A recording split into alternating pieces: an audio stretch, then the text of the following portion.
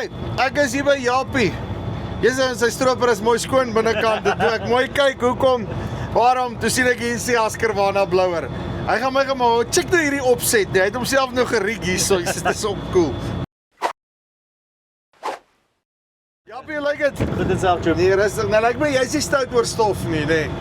Ja, wel, kyk, ek is ongelukkig, ek is 'n kettingroker. So dis as oral en ek het eintlik 'n backpack blower ook wat ek die stroper mee afblaas, want dit is maar vanjaar op die Panhard Extravaganza toe kry ek die geleentheid om Ja.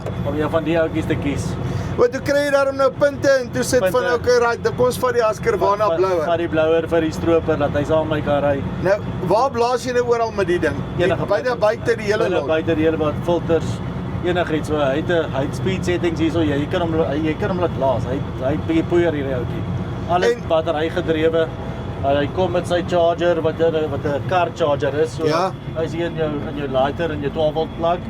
2 batterye. Een is op charge, hy is nou klaar vol gecharge en die ander een is hier in. En hierdie ouetjie hardloop amper die hele dag op hierdie battery. Ek blaas hierdie hele stroper alles vir die hele dag lank en dan môreoggend eintlik gaan. En hy sê julle nou maar net weer aan die ander kant toe en jy's altyd gesorg. Altyd gesorg.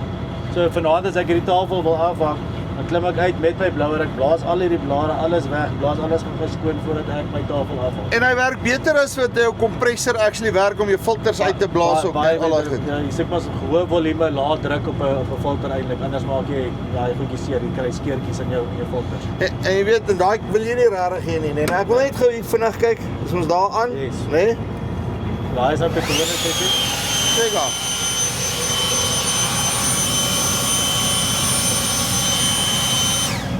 Uitgesort, nee.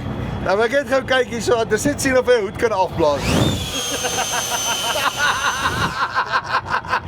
Jy sien so